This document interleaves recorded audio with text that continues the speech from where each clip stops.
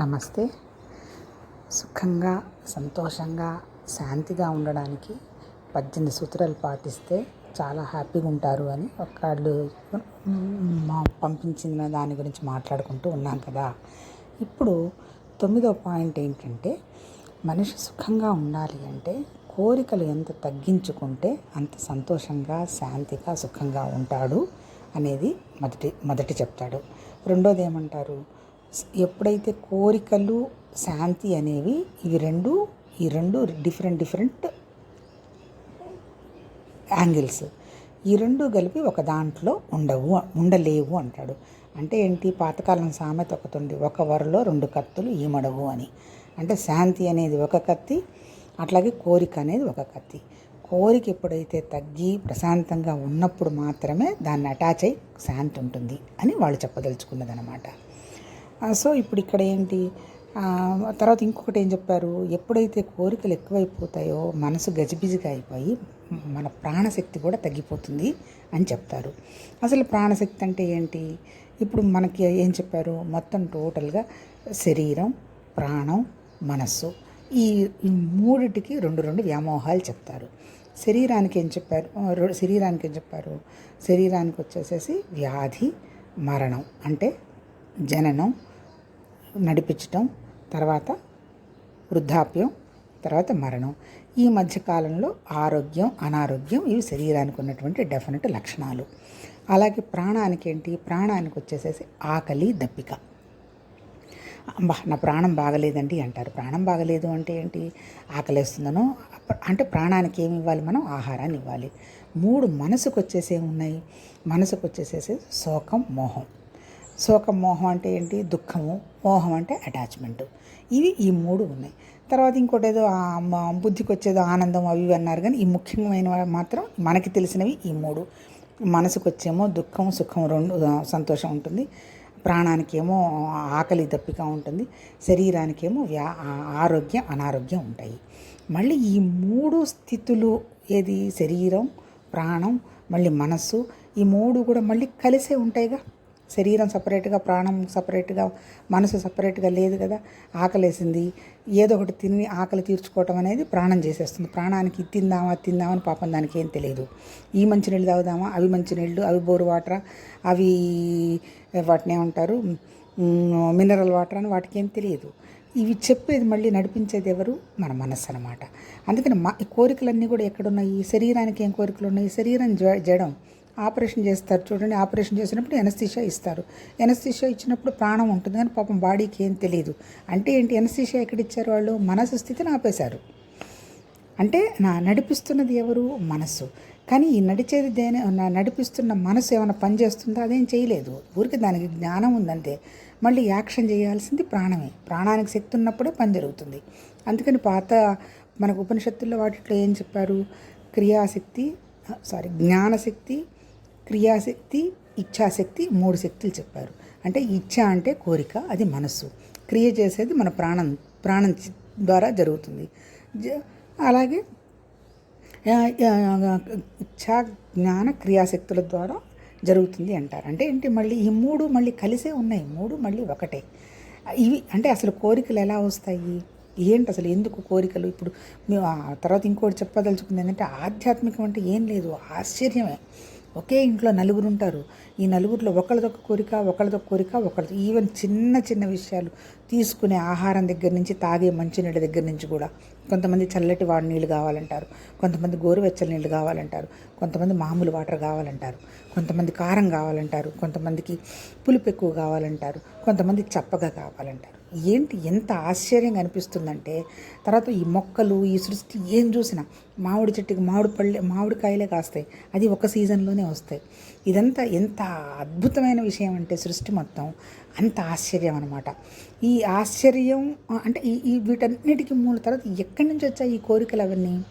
ఈ కోరికలన్నీ ఎవరి జ్ఞానంలో వాళ్ళకి ఎప్పుడో రికార్డ్ అయి ఉన్నాయి.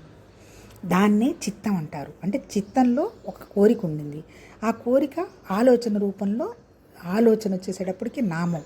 అంటే ఏంటి, ఎప్పుడో ఏదో ఒకటి తినాలనో, లేకపోతే ఒక మామిడి పండునో ఉందనుకో, ఆ మామిడి పండు గురించి నాకు ఎలా తెలుసు, ఎక్కడో నాకు రికార్డ్ అయ్యింది. ఆ రికార్డ్ అయింది నాకు ఒక పేరు రూపంలో, ఒక ఆలోచన రూపంలో నా మనసుకు తగిలింది. వెంటనే దానికి ఎదురుగా నాకు కనపడింది ఏంటి, మామిడి పండు రూపం కనపడింది. అంటే సృష్టి మొత్తం దేని మీద బేస్ అయ్యి ఉన్నది, నామం రూపం. నామం రూపం. నామం అంటే ఆలోచన, రూపం అంటే దానికి సంబంధించిన ఆబ్జెక్టు, అది మనిషి కావచ్చు, వస్తువు కావచ్చు. తర్వాత ఇంకా దేని మీద ఆధారపడిందంటారు, 3 గుణాల మీద ఆధారపడిందంటారు. త్రిగుణాలు అన్నారు. ఏంటి, సత్వ రజో తమో 3 గుణాలు.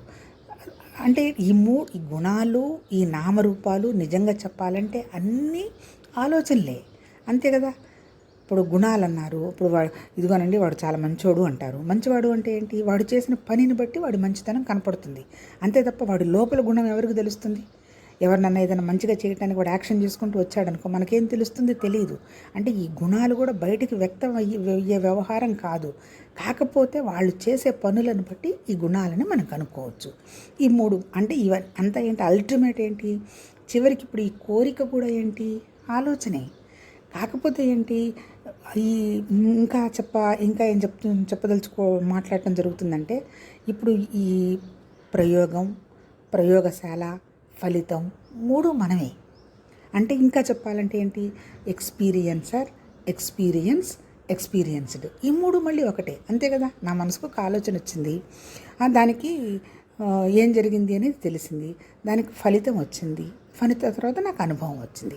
కాకపోతే ఏంటి, అంటే ఇంకా మన ఋషులు మహానుభావులు ఏం చెప్పారు, జీవితం అంటే జస్ట్ కళ అన్నారు.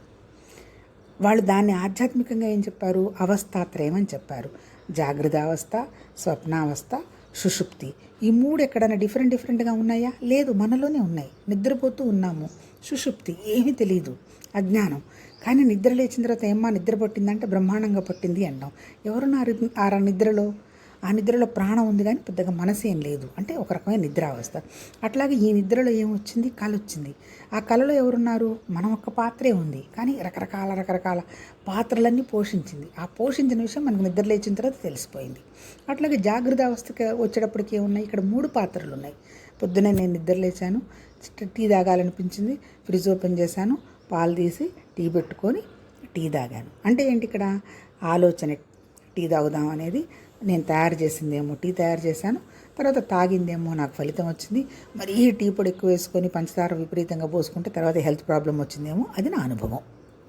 అంటే మళ్ళీ 4 ఎక్కడున్నాయి, మనలోనే ఉన్నాయి. అట్లా ప్రతిదానికి కూడా మనం జాగృత అవస్థలో పనిచేస్తూ, ఓహో ఇదంతా జస్ట్ కళ తప్ప కొంపలంటుకునేది ఇక్కడ ఏమీ లేదు అనేటువంటి రిలాక్సింగ్ స్టేట్లో కనుక ఉండి ఆలోచన చేయగలిగితే అప్పుడు మనము సుషుప్తి స్థితిలో, అంటే నిద్రావస్థలో మన ద్వారా పనులన్నీ అయిపోతూ ఉంటాయి. వాటికంత పెద్ద టెన్షన్ పడాల్సినంత అవసరం లేదు. కాకపోతే ఈ కోరిక నాకు అవసరమా, అవసరం కాదా.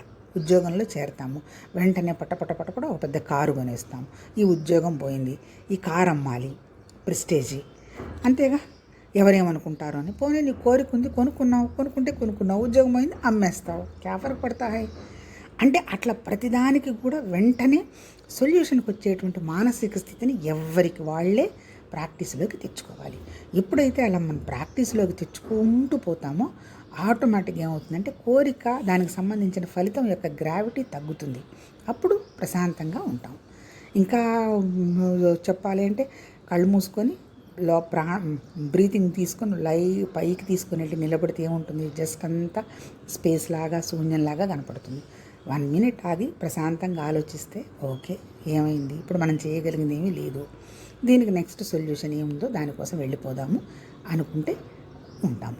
ఇంకో చిన్న ఉదాహరణ, ఇప్పుడు ఏదో యూఎస్కి పోవడానికి వారం బట్టి తెగ పనులు చేసి పోలడు ప్యాకింగ్లు గీకలు అంతా చేసేసి అంతా సర్దేసుకొని తెగ మెజర్మెంట్స్ చూసుకొని 6 నెలలు ఉండడానికి ఇంట్లో అన్నీ ఏమీ ఉంచుకోకుండా ఏదో ఫ్రిడ్జ్లో 4-3 కొన్ని పెట్టుకొని ఎయిర్పోర్ట్కి వెళ్ళిన తర్వాత ఫ్లైట్ క్యాన్సిల్ అయింది అన్నారు.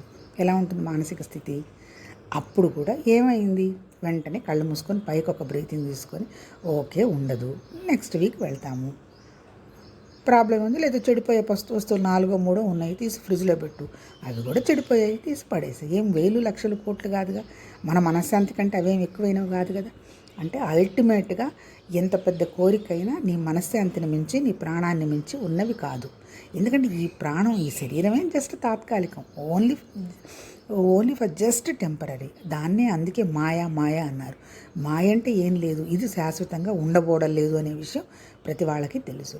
మరి ఈ శాశ్వతంగా ఉండబోయే దానికోసం పెద్ద గజిబిజి చేసి మళ్ళీ అక్కడ ఎయిర్పోర్ట్లో వాళ్ళందరినీ తిట్టి, మళ్ళీ ఇంటికి వచ్చి వీళ్ళని తిట్టి వాళ్ళని తిట్టి టెన్షన్ పడి ఎలానో జరిగిపోయింది. సో వాట్ నెక్స్ట్ కనుక వెళ్ళిపోతే వితిన్ సెకండ్స్ ఆ ప్రాసెస్ అయిపోతుంది. మన సమస్యల్లో ఏంది, వాళ్ళేమనుకుంటారో వీళ్ళేమనుకుంటారో, ఎవ్వరూ ఏమీ అనుకోరు. ఎవరి గురించి వాళ్ళు చేసుకోవడానికే ఎవ్వరికీ టైం దొరకటల్లా. అందుకని వాళ్ళందరినీ పక్కన పెట్టి నీ మనసులో నువ్వేమనుకుంటున్నావు అని ఆలోచన చేసి నీ మనసును ఆ టైంకి క్వైట్గా ఉంచి, ఎప్పుడైతే నువ్వు మనసును క్వైట్గా ఉంచుతావో వెంటనే ఆ మైండ్, ఎందుకంటే నువ్వు మైండ్ని ఎప్పుడైతే అబ్జర్వ్ చేస్తున్నావో మైండ్ చల్లబడిపోతుంది. ఎందుకంటే అంతా నువ్వే కదా, ప్రయోగం నువ్వే, ప్రయోగశాల నువ్వే, వచ్చినటువంటి అవుట్పుట్ కూడా నువ్వే. అలాంటప్పుడు నీకు టెన్షన్ ఏముంటుంది? అంతే. అట్లా ఈ కోరికల మీద ఒకదాని మీద మన మనస్సు ఓకే ఇది నాకు అవసరం లేదు, ఇది అవసరం అనే దాని మీద కనుక వెళుతూ ఉంటే మనసు సుఖంగా, సంతోషంగా, శాంతిగా, ప్రశాంతంగా ఉంటుంది.